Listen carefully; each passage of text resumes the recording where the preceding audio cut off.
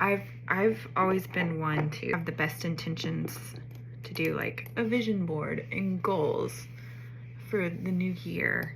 I see the value in it, but also like the inauthenticity with which the world I live in, at least, is like so superficial. It's based in like productivity hustle culture, and that makes me want to cringe. That vibe, that mentality of like hustle, hustle, hustle revolts me. So I've always equated, you know, like New Year goal setting with that world.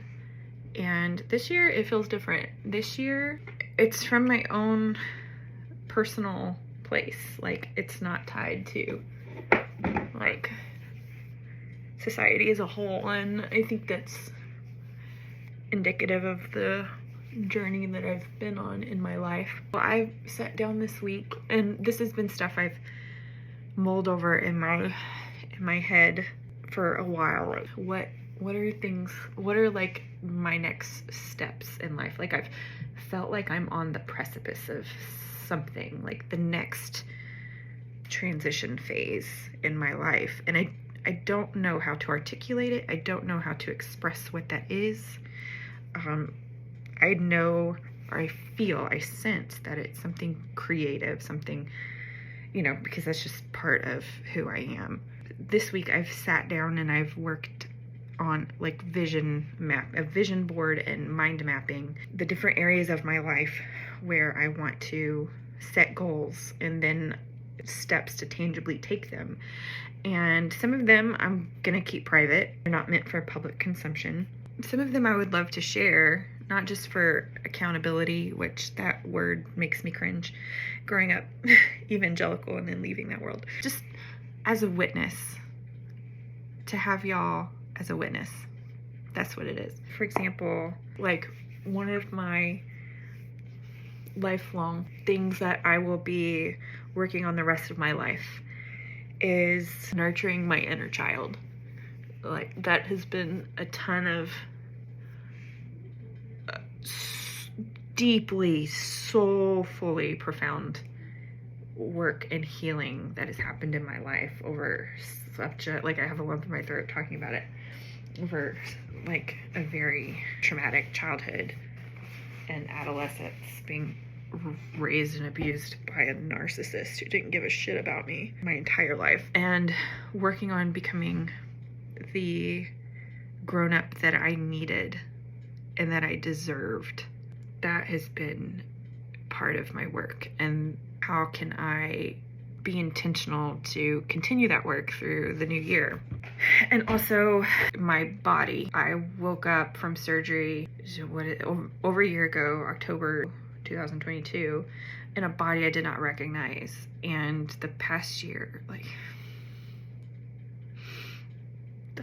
has been so hard trying to become reacquainted with my body, and also the like dissonance I feel when I see what I look like versus how I feel on the inside. They're not congruent, like they don't match. I hate that, but also the work has been loving and accepting myself and all the parts of myself, including my physical body, for where she is in the current moment and what she's going through. I've been trying to find that balance between allowing my body to heal, figuring out this whole new world that I'm in, hi, menopause, but not accepting those things as an excuse to not care anymore or to not do something about this incongruence. I feel like I'm at a place where I'm able to wrap my brain around a way to tangibly take care of my physical body. I have the energy, I have the stamina, because recovering from a hysterectomy, that is a whole, like the state of healthcare and women's healthcare and all of the things I did not know I was consenting to, that is a whole rant for another day. But it has been hard. So I finally feel that I'm in a place where I can start to take care of my physical self. And then there's this whole, like, I have to turn on the light. Then there's also this whole Like, I've always loved singing and performing and dancing. I shoved that away for so long because it was so attached to my younger self and her desperation for love and validation from external sources that I had to grieve that my life didn't turn out the way I always thought it would, like my entire adolescence. Like, this is what I'm gonna do. Once I was out of my home of origin, I was going to go to New York or LA, and I was gonna study theater and performing, and that was gonna be my life. And that didn't happen, and I never regretted the choices that I made to, like, get married, start a family, stay in Texas. I didn't regret it. It felt like the right decision to make. But there's this paradox, right, of having to grieve this idea of who you thought you were when it doesn't turn out that way. And so I've done that for a really long, like, I feel like I've moved past grief because I do have a very rich, beautiful life. This year, like 2023, has really brought up a lot of creative, what's the word? Like, juices isn't even the right word, and I don't like that word. Just like the moment before the Big Bang, you know? It's just like, it's all buzzy. It's just like about to explode. I just feel like this is what 2023 has been like, and like at the end of the year, I feel like it's like culminating into something that's gonna be like a big bang. And I don't mean that in any prideful way. I just, like, that's the sense that I feel about my life.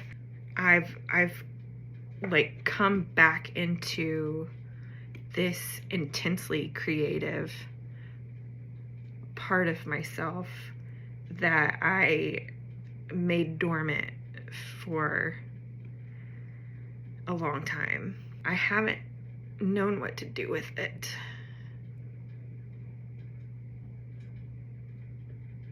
I still don't totally know what to do with it.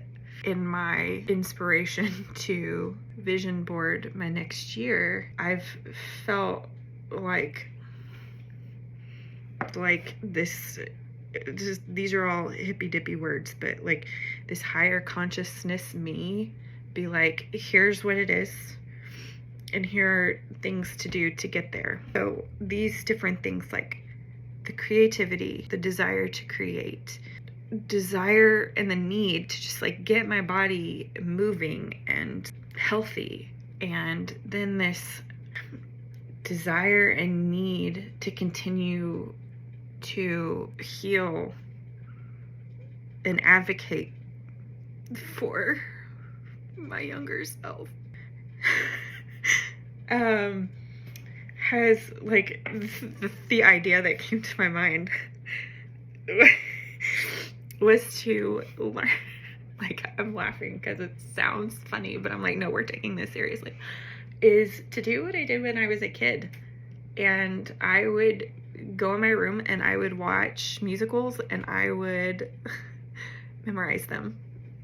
I'm gonna do that right now. The musical Chicago is like the one that I've known the best because I was obsessed with it growing up.